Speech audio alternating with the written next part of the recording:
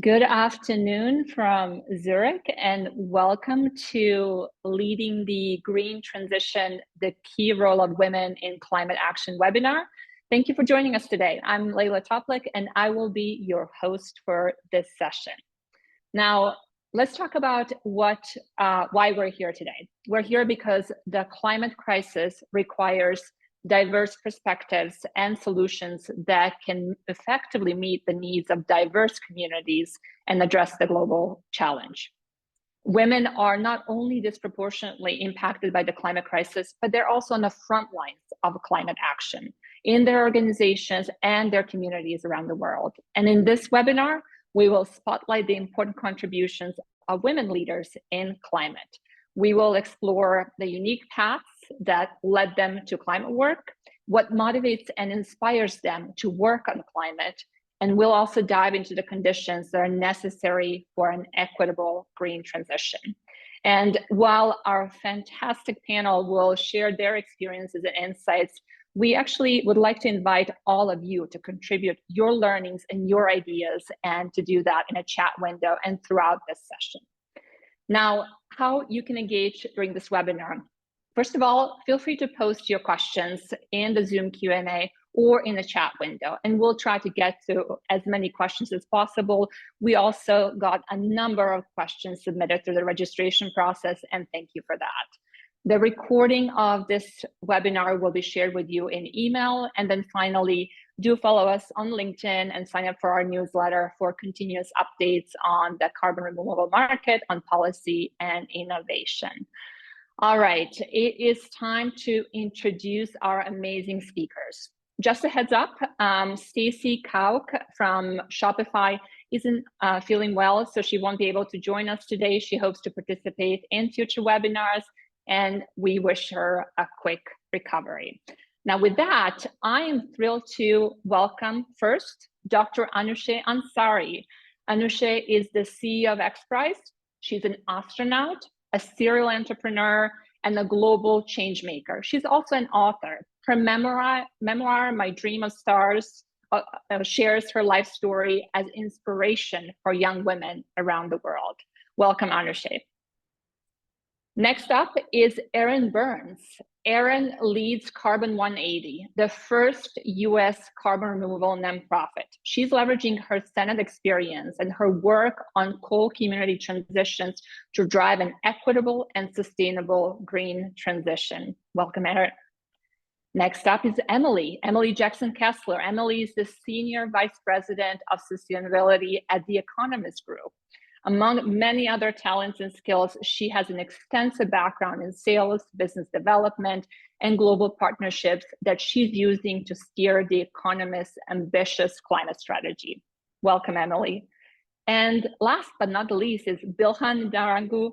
Bilha works at the intersection of climate action, technology, and education as the CEO of Great Carbon Valley and co-founder of Jacob's Ladder Africa. She is a Desmond Tutu Fellow, a Yale Emerging Climate Leaders Fellow, and she holds a degree in electrical engineering from MIT. Welcome, Bilha. Now, thank you all so much for joining us today. To kick things off, I'd love for each of you to briefly share what personally drives you to tackle climate change. And Anousheh, to start with you, you're the only one in this group who had this unique opportunity to see Earth, our planet, from space. First of all, what was that like? And how has that influenced and your motivation to work on climate challenges?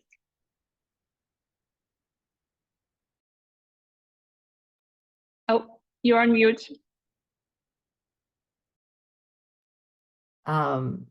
It was an absolute privilege to be amongst a few who had the opportunity to see our precious home planet from a perspective that helps you truly see where we live. It really brings to perspective that we all are connected to this beautiful, unique planet in the solar system that has afforded us life. And that life is very fragile. When you look around, when you're on the space station, you don't see anything like it. None of the other planets around us, we talk about Mars. I want to go to Mars, but I don't want to live on Mars because it definitely doesn't have the beauty and the life conditions that we have here on Earth. So being able to see our world from that perspective, it really emphasized the interconnectedness of us as inhabitants of this planet and the entire planet and the ecosystem for me. And it also really drove in this notion that we all are fed this false belief when we go to geography classes and they show us a big map with different colors and big lines drawn that divides us, and we start believing in our head that we are truly divided, living in these walled countries on this planet, and that we can actually protect just our own country from everything else. And it's not true, because we are orbiting the sun, we're orbiting around the axis of the Earth, the entire atmosphere and the weather conditions move around. You can see this movement from space. And you realize that, unless we realize we're all in this together and work and collaborate together, that we won't be able to protect anything, we won't be able to solve anything. So that's when my focus shifted on really focusing on the big picture problems and applying what I know to that. And as an engineer, I'm always, I see myself as a problem solver. Even at home, something happens, the first thing is, I try to fix it and find solutions. So those skills with this new perspective really what drove me to become full-time CEO of XPRIZE Foundation and try to put my energy, effort, network connections, knowledge, whatever I could into solving these big challenges. Wow, thank you. And just actually taking us really to allowing us to take a step back and see that big picture, and to your point, how interconnected we are, and also the fact that we need everyone on this call and beyond to be working together to tackle the climate crisis. Erin, I want to go to you next. Coming from a background that is deeply rooted in one of the frontline communities, a coal community that is significantly impacted by the green transition, how has this experience shaped your approach to climate action and your motivation to work on climate?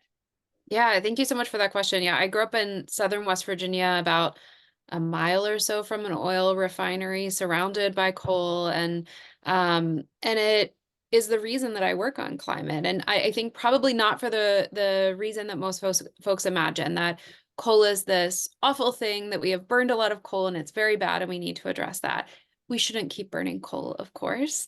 It has caused impacts, climate impacts, of course. And I think, being from West Virginia, much like many West Virginians, I have what I would describe as a pretty nuanced relationship to coal, which is to say, we've seen what it means to take coal, which is, a rock. It's pretty neutral. It's not good or bad. It's a rock. And how it gets used and how it gets managed as a resource, and how that intersects with existing power dynamics. We'll talk specifically about the US.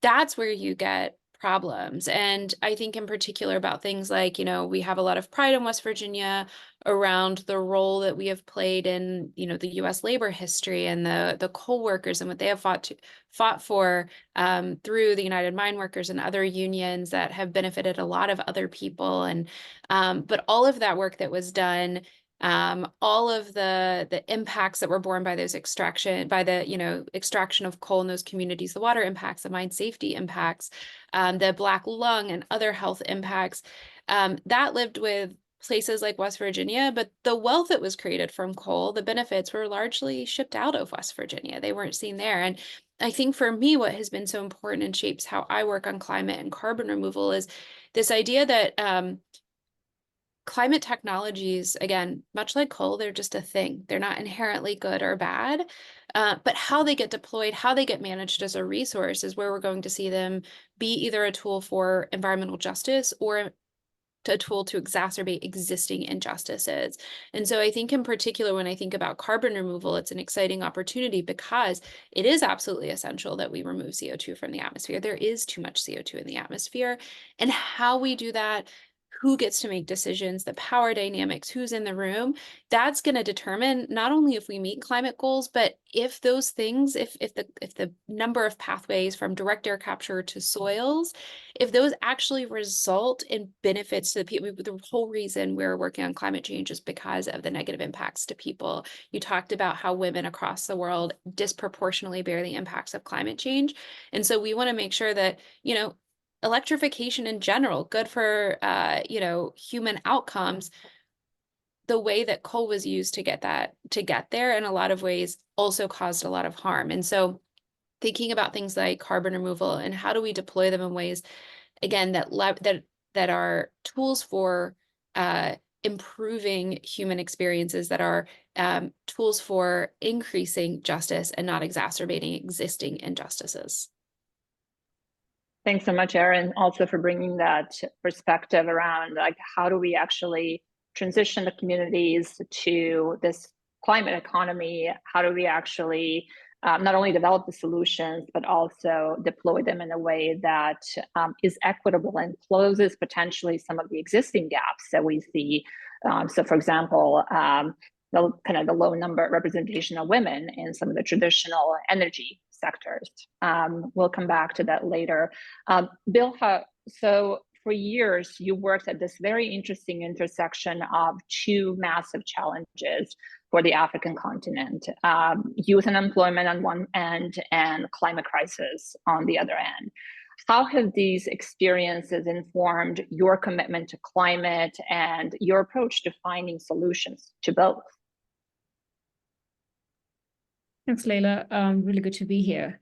I think you've, in many ways, you kind of have started to speak about why I do what I do. But when I think about my journey and how I got into this, you know, being African and sort of being really keen to see that we develop as a continent, and more so driven by the fact that I mean, we're a really young continent and only getting younger. So it is really important that we think critically about youth empowerment, working, you know, providing opportunities for our young people, etc. But then when you think about the climate challenge, and of course, it goes without saying, in many ways, Africa and a lot of African countries are disproportionately affected by the effects of climate for a variety of reasons, including the fact that we're just less ready to adapt to crises. So things like droughts affect us a lot more. So you actually see the challenges a lot more, you know, a lot more brought out. And so on one hand, you can sort of look at this and say, oh my goodness, we have this really big unemployment problem looming. And then we have this climate change problem that's now going to make it even worse. But I think one core insight that we developed, and it's part of what's driving my work right now, is whereas those are two really, really big challenges, in many ways, they could actually mutually reinforce each other, sort of become an interesting way to solve each other. So one is we look at Africa as a continent that might actually, in as much as we've not been responsible for a lot of the emissions, currently responsible for about 3% of global emissions, we might actually be able to solve a lot of the world's problems around climate change. Partly, when you think about renewable energy, we're sitting on about 60% of the world's renewable energy potential, most of it, of course, untapped. I come from Kenya. We're part of the Great Rift Valley system, which allows us to store carbon underground. So we think we can build a large dark and storage ecosystem here, and of course the talent that's going to be needed for us to do green jobs and just make our economy a lot more sustainable going forward. And so the way we see this is if we can begin to drive investments into carbon removal and the green industry into Africa, because the money will be spent in this industry or in this industry. So the question is, how do we begin to bring some of those investments onto the continent? And in this case, it's a proper business case, because you're not just saying, please come and do this in Africa. We're saying this is probably some of the best places to do this, just given the geology, given the energy, given the talent and everything else.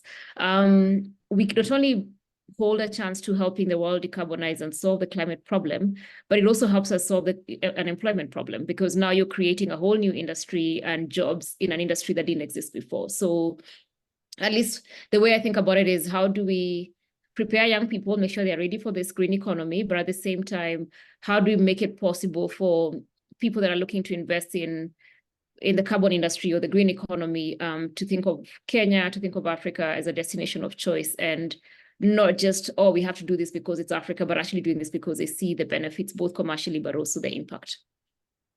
I love how you actually brought not only two big issues, but also, which, something that is important for this conversation too, just in terms of intersectionality of climate with so much like that we care about, whether it's education, employment, gender, health, and so on, but how you've actually combined them to turn them into an opportunity for the continent. Emily, I want to come to you now. You've been at The Economist for, 16 years now? And during this time, you made a transition from sales and business development to leading sustainability initiatives for the organization. What inspired this shift to climate? And also, how did your experience in sales and BD set you up for the work that you do today? Yeah, that's a great question. Yes, I have been at the Economist Group for 16 years, and largely in partnership and sales roles. And climate is an issue that's not unfamiliar to the Economist newspaper. We've written about it since the late 80s. In fact, coming back to the astronaut topic, since the NASA scientist James Hansen testified in front of Congress. But it was more as a topic that I consumed as a reader and as a colleague at the Economist Group. But one of my first client partnerships, we worked on a study that compared the impact of cities, and it looked at different things like emissions, but also air quality, it looked at transportation and infrastructure, but also the role of government and civic society. And I think the penny dropped for me at that time that partly what you were saying just now, Leila, is that it's a very holistic issue. It's a huge challenge. So it's not just, we're not just seeing climate issues through we have to manage our emissions, but the huge systemic impact that it has and the challenge that we have to face with that. But at the time when we launched our research, it was launched at COP in Copenhagen, which was, has been brandmarked as a failure. I didn't feel personally that I could move the needle. And so I think later, moving forward to 2016, after the Paris Agreement, I heard Obama talking to the UN, and he said in a statement, that one US senator had said that, the climate issue is, we're the first generation to understand about climate. We're the last generation to be able to do something about it. And at the time, I just had my second daughter. I was carrying her in a baby carrier. I was reading Cormac McCarthy's The Road, which was probably not a good combination because it's this apocalyptic post-climate disaster world. And I was terrified. I was reading this thinking, okay, I have to do something about this, and I will find a way. And The Economist published The Climate Issue, which is an issue that we launched in September 2019 with the climate stripes in the background. And in that issue, we wrote about climate in every single article. And the point of that was to show that climate is not just a weather issue, it's a finance issue, an economics issue. We even wrote about it in the obituary. And at that time, our editor-in-chief, Zanny Minton-Beddoes, asked us to start looking at the environmental impact of The Economist, because if we're writing about it, we also have to understand where we stand and what our impacts are. And so I volunteered and got involved and took on more and more responsibility until in 2021, I took over as head of sustainability and now have a postgraduate in that area. So it was a longer journey, but I think it was the reflection that I needed to try and do something, and what can I do in my own sphere of influence? I can totally relate to that, having come also from having spent half of my career in the corporate background in tech, and just after doing some work in climate adaptation, just realizing like there's nothing else I should be doing. Just how do I apply my skills to work on climate and join everyone else on this call in tackling the challenge. I want to go to a couple of additional questions that have been actually informed by the questions that were pre-submitted, and we'll make sure to pull in the questions from all of you, and feel free to add them to the Q&A. Anousheh, as a pioneer who broke new ground in both entrepreneurship and space exploration, you have a wealth of experience and probably some really hard-learned lessons. What do you wish you had known at the start of your career? I guess one thing that I wish I knew when I was young, much younger, was that I should not believe everything I hear people tell me I can or cannot do. And not doubt myself. I think, especially as women, we are more influenced by what people around us think.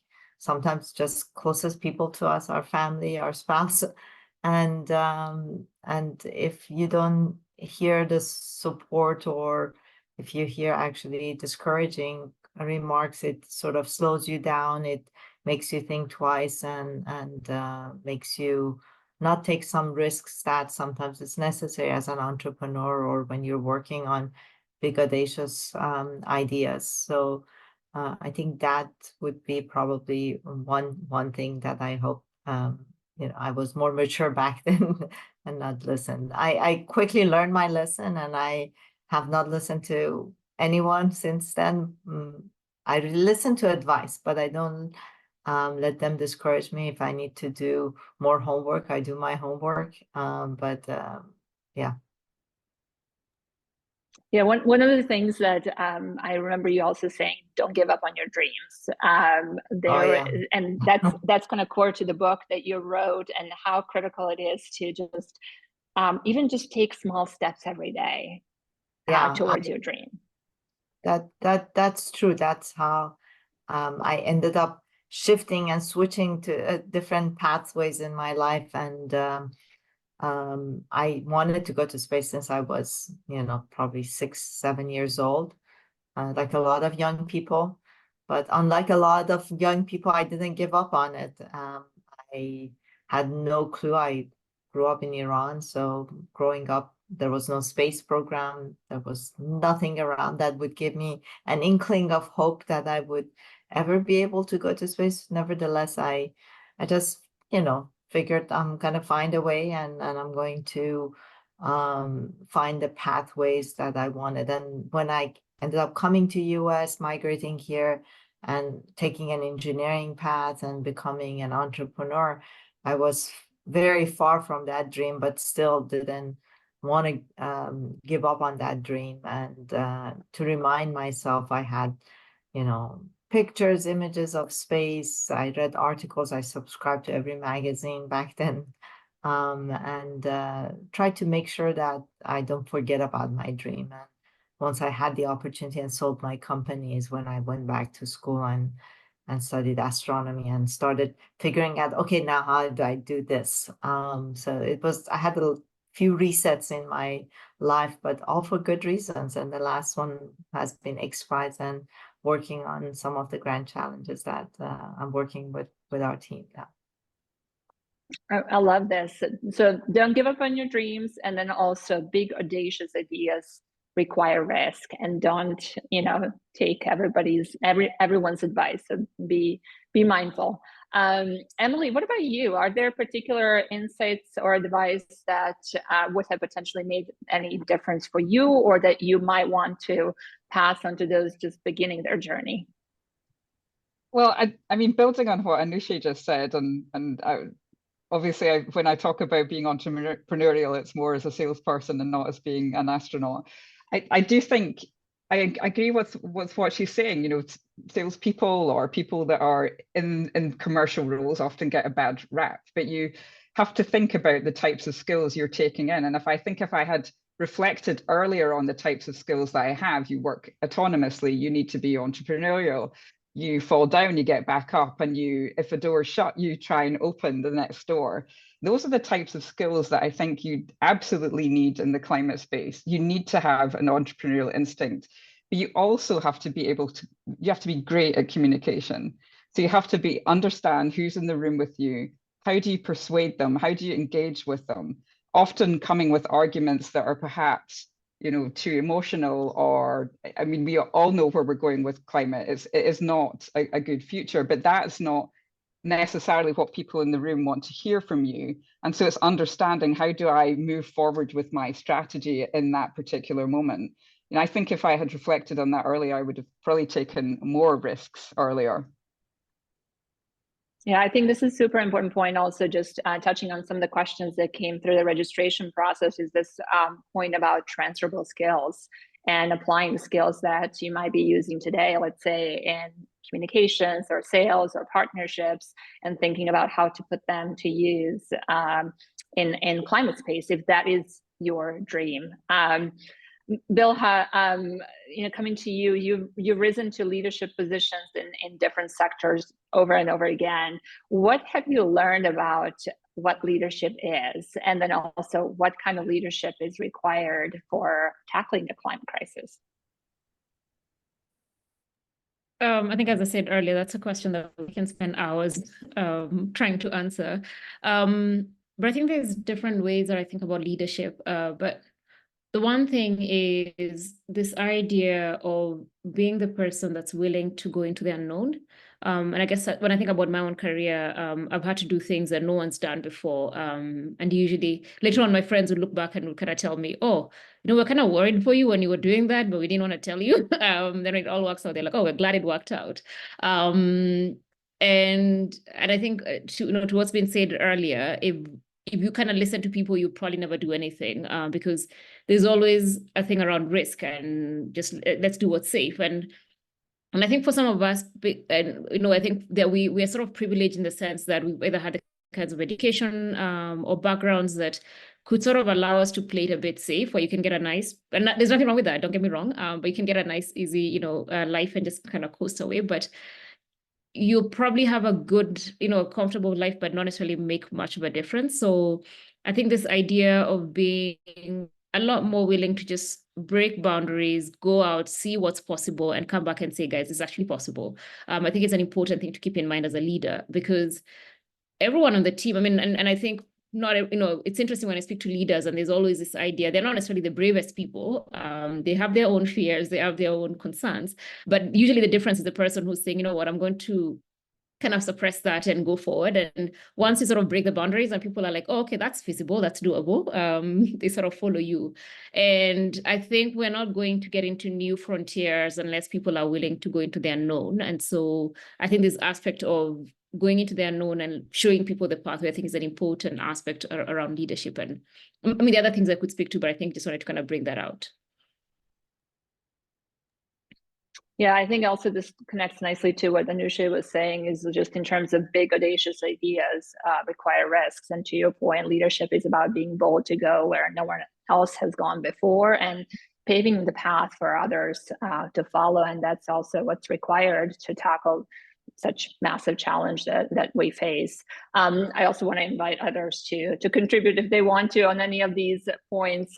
Emily, I see your hand raised. Yeah, I will say something, because I think what Bill is saying is really important. And on the topic of risk, when I switched my job, I had obviously had a conversation with my boss, and we, after a year, we had a review and had a conversation about it. And I said, thanks for taking the risk, because obviously I was in a sales job, I was really enjoying it, doing it for many years, and I changed into this role, and the company was taking a risk. And he said, no, we weren't taking a risk. You took the risk, and we were absolutely delighted with what you've done. So I think it's sometimes you think that you are taking that personal risk, but it's worth being brave, it's worth being courageous. And I think that's super important.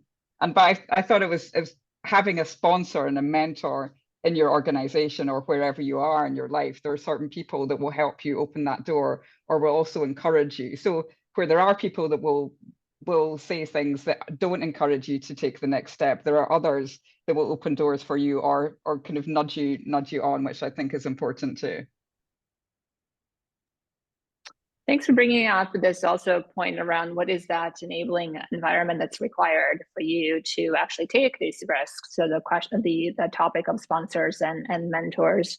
Erin, I want to come back to something that was just mentioned in the kind of lightning round, which is really this kind of disproportionate underrepresentation of women in certain sectors, especially that some of the sectors that actually require greening are predominantly male. So whether it's energy, construction, mobility, and also recognizing that technology and finance, as mentioned in this conversation, that are crucial to climate solutions, and funding climate initiatives also tend to be predominantly male. I'd love to hear your thoughts. Like, what do we need to do to build a more diverse and equitable green economy, given our starting point and where some of the power lies? Yeah. I have a couple thoughts. The first is I appreciate you mentioning power, because I think a lot of this does come down to the power dynamics, and that a lot of what we do sort of sits on top of that. And one of the ways we think about this at Carbon 180 is, we're a policy organization. We develop and advocate for policy around carbon removal in the US. And we were founded about 9 years ago, so very early for carbon removal. We, have, I think, a lot of sort of tenure in the space. And so we've really grown. And over the past few years in particular, I think I was employee number 7 or something. We're about 35 people, will be 40 something by the end of the year. And as we've grown, we've had to make decisions about who works at Carbon 180 and who do we hire and why, because being an early mover in this space, we had a lot of opportunity to say we have credibility, we have this reputation in the carbon removal space. Who are we going to bring in to do this? And I think very early on, and I give a lot of credit to my colleague Tricia Barclift, we thought very deeply about what does it mean for us to grow this organization, and how does that reflect what we think is important in this space? Because when it comes down to it, the people who get to make decisions about things like federal policy have an enormous influence on how these things are actually going to be carried out, especially carbon removal being a public good where you absolutely need federal policy. And right now, and for the foreseeable future, it will be like the primary driver to get, to shape how carbon removal is deployed. And for us, it came down in a lot of ways to this idea of what is expertise? Like, what do we value and what is important in expertise, and what do we see as expertise? And I think a lot of times in the policy space, there's an extraordinarily narrow view in the US about what is expertise. And I think it comes from places like, do you have a particular kind of academic background, or have you worked in Congress? And it's not to say that those aren't, I worked in the Senate. It's not to say that information, that sort of experience isn't valuable, but it's not exclusively valuable. That sort of expertise alone, I think, is totally insufficient. I think we tend to, in the US federal policy space, really focus on a particular kind of resume.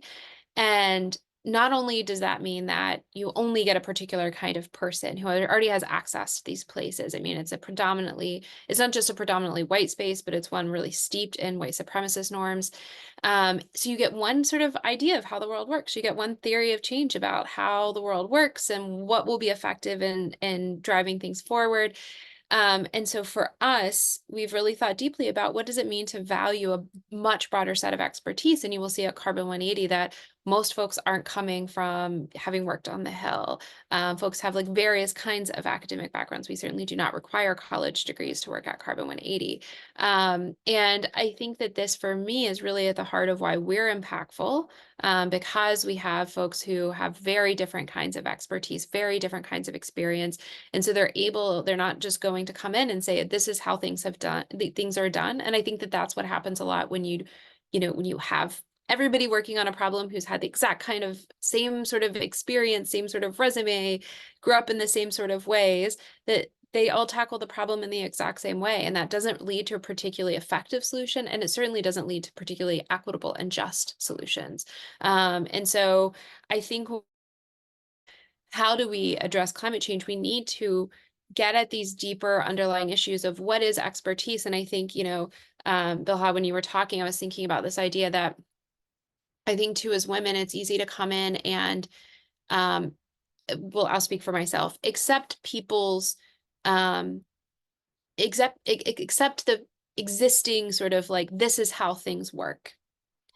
And there's a way to be successful and come into this space and start to be successful by accepting those assumptions and saying like, okay, this is what I need to do. This is the world in which I need to operate.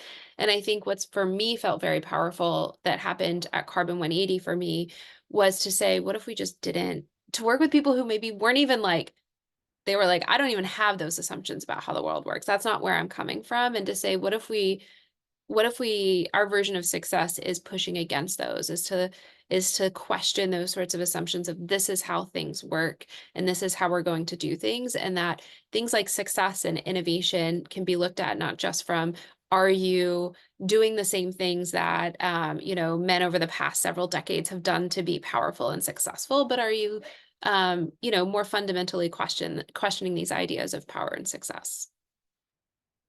Yeah, so much to unpack there, but I think one thing just to highlight that really resonated with me when we're talking, I mean, preparing for this webinar, is just this question: whose expertise is valued, who's at the table, and what got us here will not get us out of this. So how do we build in your area specifically a carbon removal industry that looks completely different and from the ground up, and that requires that diverse expertise and a completely different perspective on what expertise is. Bill, one of the things that we talked about is the role of technology in tackling the climate. And again, we have an issue there with underrepresentation of women in STEM. If you can just link the two and talk about how do we actually, what do we need to do to build a more diverse and equitable green economy that is enabled and powered by tech? Yeah, and I think, yeah, part of our conversations on this was, I guess in my mind, in my previous life, I built a tech company, so I've kind of spent a good chunk of my professional career in the tech ecosystem, and you could literally write, when we came to conversations around women, you could literally write that without having to look at any studies. Like, they're definitely underrepresented, they're definitely underfunded, everything. So it's and I think what I've been thinking a lot about as you're building the green tech industry, because we are literally at the foundational level of it, is there an opportunity for us to avoid the mistakes that were done in building the tech industry? And do we have, and this is just posing a question for us, do we have a chance to do this slightly differently? What I mean by that is, how do we get more women to see themselves as potential leaders and potential workers in the green economy, and not just in the peripheral, but actually leading, taking charge of some of the really hardcore conversations, hardcore topics, building really hardcore companies, literally being at the decision tables in some of these conversations. And I think some of it has to be, and I'm glad that, these kinds of seminars, webinars are really important. I think it is important that we have women working in these fields, whether it's STEM engineers, STEM fields, or just people, women who run this kind of companies, speaking a lot more. I know it sounds cliche, but I think the more women are able to see themselves or see people like themselves in those kinds of positions, the less it looks like, oh, that's a whole new world. I think a second thing is, because the green economy is such a new topic, so we're learning this, especially part of my work at Jacob's Ladder, where we're getting young people to know about the green economy and training them for that, is as you're building out the curriculum for the green economy, as you're getting governments to take, to mainstream green, climate into the curricula, as we're having NGOs kind of work on this. So the different organizations and the different people that are working around creating the green economy and creating the curricula, how do we become a lot more deliberate about the representation of women, so that it's women teaching, it's women talking about these topics, we're having women building these companies, and those that build companies, how do we celebrate them? And we're not doing that because we don't think that, we don't want to celebrate what the male are doing, but there is something about young people seeing themselves as potential, players in this field, And I think the opportunity here is because it's so new, and I guess I'm speaking a lot from my experience trying to build this in Africa, because the green economy is so new, and my hope is that it's going to be the young people that drive a lot of the solutions that come out. If we can start off fairly early, getting young women to know that this is possible, they can build great companies or great organizations in this space, I think it's going to be important. But yeah, maybe I'll just end off by saying, we do have a chance to make this a little bit different than it was building the tech industry, but we have to be deliberate. If we're not deliberate, we can have this conversation 10 years from now, and it's going to be the same exact statistic. All you need to change is technology to climate, and it's going to be the same exact thing. Yeah, no, Bilha, I think this kind of last point about intentionality is key. Anousheh. I just wanted to double down on what Bilha said, because it starts when people are very young, and again, the belief system that they grow up with. So I think we do need to do more work to get more young girls interested in STEM, and the way we teach STEM, the way we bring the young girls into the classroom, the way we engage them is just not suited for attracting them to STEM fields. And we need to develop that skill set in young girls, so they become young women who can learn to be leaders in this any tech field. It's not just the green economy, the entire humanity's future will be driven by technology. And what really terrifies me, you look at what's going on with AI, quantum computing, and all sorts of things. If you're not at the table, if you're not part of the design process, if you're not where the decisions are made, then the technologies that are being developed will not consider how this world and how these technologies would interact with the other half of the population. And I think it's important for us to develop the skill set in our young girls, who can then be at the table, be the engineers, be the leaders, be the decision makers, who can make sure that the technologies of the future have had a diverse set of thinking that went into the design process.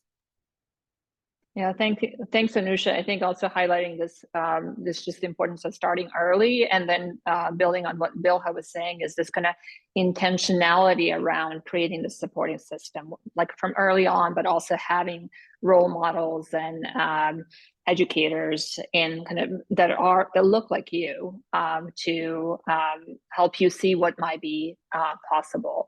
I hope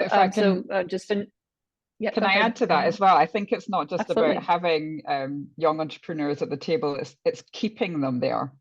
Because the reality is that I think it's 95% of men between the ages of 25 and 54 are in work. And if you look at the same for women, it's 52%.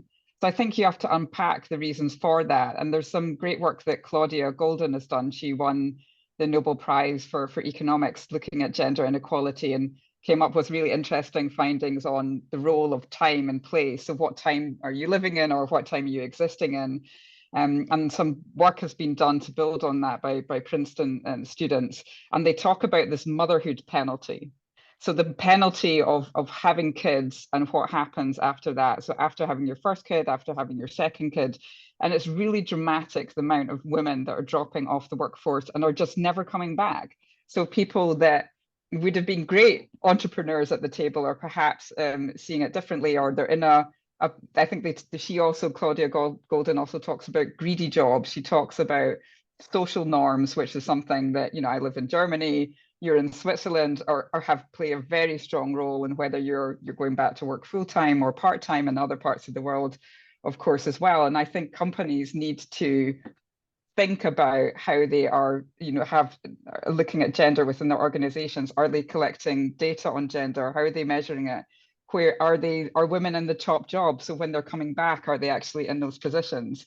I mean, we're lucky that both our CEO and editor-in-chief are both women, and we are the top quartile is women are highly represented in the top quartile, but we've had to do a lot of work on that. And I think there are different things that you can do to attract women or keep women in the workplace. One of them is flexible working, but it's also around how you hiring people. Erin already talked about it. When you're not hiring the same people that look the same and are the same as you. You're trying to hire a diverse workforce, but you're trying to keep them there as well. So I think there's so many different factors, as well as policy, but within organizations that play a role. It's a really complex issue.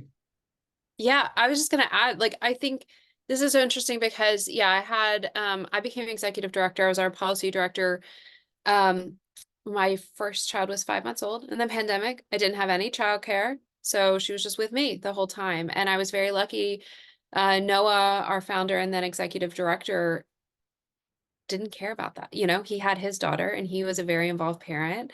And he approached me to become, yes, if I wanted to become executive director, that's how I became it, because there was a man in power who was comfortable giving up that power and saying, like, hey, like, I think that you could be good in this job and let's make it happen. And didn't, you know, I didn't get penalized for having a young child and for having to take care of her. And I was, you know, offered remote work and all of those sorts of things. And I think it has been, you know, there are big, huge problems in the world that require things like policy and fundamental change. And to totally agree, Emily, like, we now, I mean, we're mostly women at Carbon 180. Like, the people who are in power at Carbon 180 or who are in the most senior positions are women. And it's been something where, you know, sometimes we get questions where we're 30 some people, we have 3 men right now. For a while we didn't have any men, and people would ask, men always ask me, other male EDs and others would come and be like, you know, do you hire men, or why do you?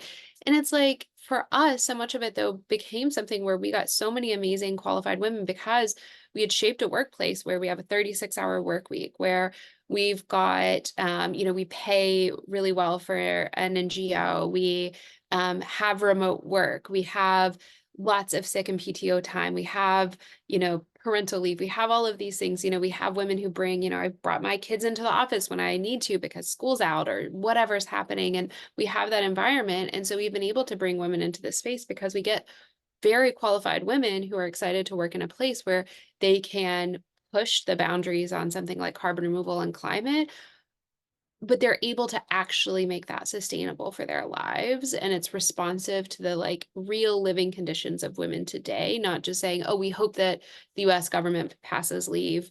And then, you know, we'll hire some more women, or we'll get more women to apply. If women aren't applying to your organization, like, you need to do some reflecting on why that's happening. And the same, I'd say, like, if you're a white organization and you're like, well, we're just getting a lot of white applicants, like, why is that happening? Like, there are reasons, and and there are things that you can do about it. Or they're leaving again quickly. Oh, that's the other right. thing. They have you know, like, Yeah. I'm so proud we have so many people who are parents and who have kids here, and it's like getting promotions while I have kids and things like that, because yeah, like other places I've worked where it's, you have a kid and you have to leave. Yeah, thank you for emphasizing this continuum, the intentionality at all stages, continuum of creating a supportive environment. And that might look different at different stages. There's some very interesting comments in the chat window, so I encourage everyone to take a look at comments from Anna and from Sylvia. And I want to move on to one of the questions. So first of all, Ashley, I hope this addressed your question around some of the biggest barriers of having more female founders. We're going to move on to the question from Delia. What's a challenge you want to tackle but somehow never get to? And in other words, if you had 1 more hour every day, how would you spend it? Maybe to go first to you, Anousheh, and then Bilha, Emily, and Erin. Can I have more than 1 hour? There are two things. One, in general, I feel like I don't spend enough time doing strategic work and strategic thinking, and I'm always just tackling what's in front of me. And I truly deeply believe that success in solving really big problems or taking big chances and big risks and having big dreams, to be able to look a little bit further out and set a path that in the long run will take you there, because these are not sprints. These are marathons that we're on. So being able to do that long-term strategic thinking and setting some plans that will work alongside of your day-to-day to get you there is important.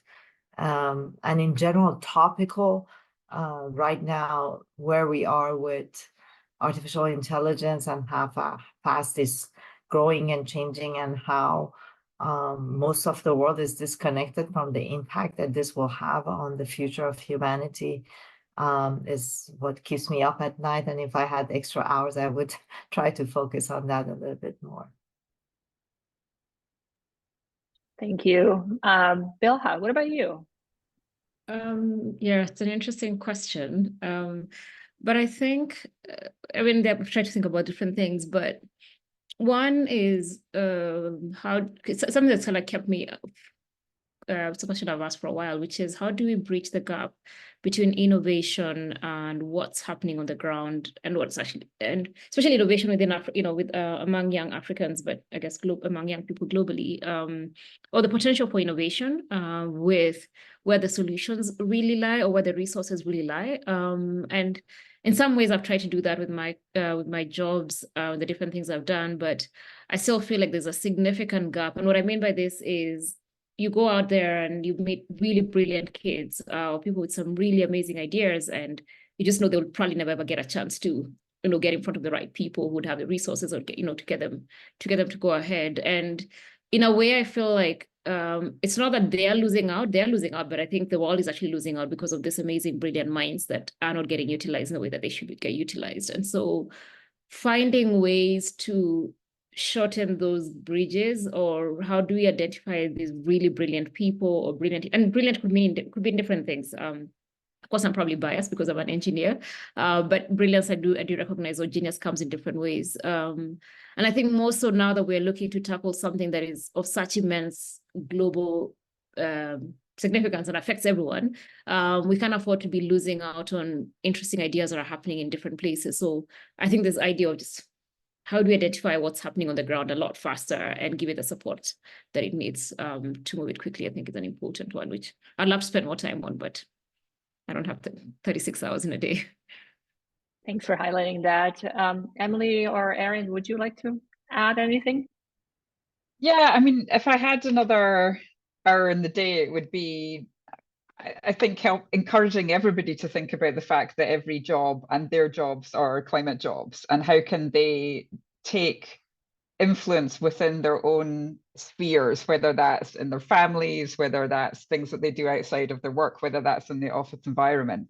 And one is through, I mean, we have a really passionate grassroots group at the Economist group, which is great, but it's nurturing people. It's giving them the knowledge about climate change so that they can understand how they can take action in their own field. I think I would spend the hour on that. Yeah, do we have to spend on work, I think is my only question. Like, could I spend on hobbies, or like a nap, like read a book? I think if it had to be work, I think for me, I'd spend more out. Then if it doesn't have to be work, then, I'd hang out with my kids. I'd like work on my hobbies. I'd read a book, not work. I do plenty of that. Thanks for that, and highlighting that aspect of our lives, right? Which is also helping us recharge and be able to contribute to the cause. We have about 6 minutes left, and a number of questions that have come in both through the chat and pre-submitted. So I'm going to actually just ask one question before we go into the closing round, and it's really related to the most important learning you made that helped you accelerate your career. So it doesn't need to be long, something quick that you could share with this group.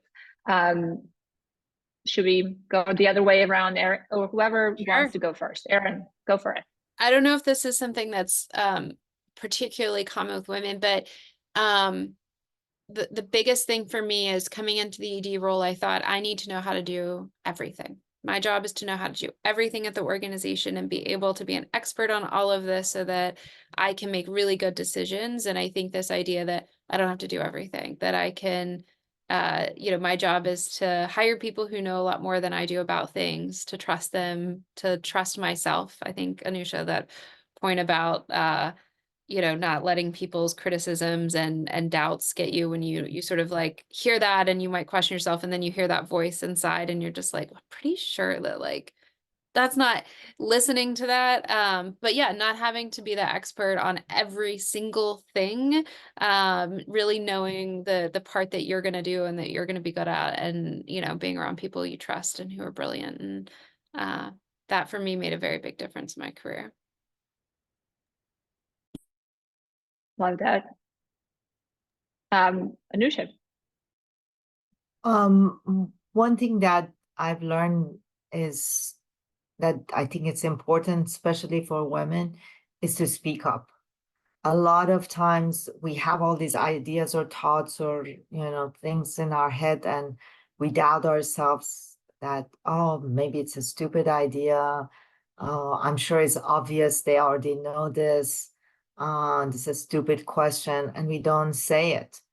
And I've learned that not let my doubts stop me from stating what's in my mind. And I think most of the time I get people, thinking, wow, that's a great question, or I didn't think about that. And in my head, I'm like, and you thought everyone knows this. So we do doubt ourselves a lot in that sense. And I think it's important to put out those thoughts, questions, ideas out there.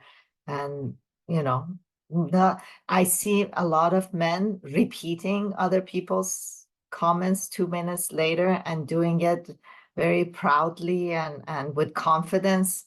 But we're not like that. And most women are not like that. So I think it's important for us to speak up, go to the mic, take the lead at the table, and start a conversation. I would totally agree with that. I was at a dinner, a CSO dinner, and there were many CSOs at the table. The majority of them were women, and we spent most of the time listening to three guys. And at some point, I felt, what? Why is no one of these brilliant women sitting around the table? Why are we listening to this? Where we all have something to contribute. So I think we have to sometimes reflect on a cultural role. So it is a cultural role. It's the way we've been brought up. Men tend to, as you say, explain or repackage something that they've heard from someone else. And we need to lean in and take hold of the conversation, because we have a right to do that. I think I'd echo that, because I think that's super, super important, the whole idea about communicating and making sure you're getting known. But maybe the other thing I would add that really helped me was learning very earlier on that there's no opportunity is wasted. So sometimes I find that people feel like, oh, I'm waiting until I get my dream job, or I'm waiting, I'm just kind of spinning my wheels here until I get the thing I actually want to learn or I want to do. But actually, some of the skills you learn doing the oddest jobs end up being the skills you need doing other things. And so whether it's learning how basic things, how do you respond to people? How do you communicate? How do you get to meetings on time? So they might sound very mundane and very inane, but they become really important. I think it's the kind of thing where if you say that everything that happens to me, any opportunity that I get, whatever job, whatever role, whether it's within a company, whatever it is, that I'm actually going to make the most of it and learn the most that I can, you'd be surprised at how well those skills become ingrained in you, and they become naturally, they just kind of come up more naturally as you grow in your career and as you take on bigger roles. So don't waste opportunities, learn as much as you can regardless of where you are. I was going to ask each one of you to just share one key takeaway from this discussion, but this was a perfect wrap up. So you don't have to be the expert at everything.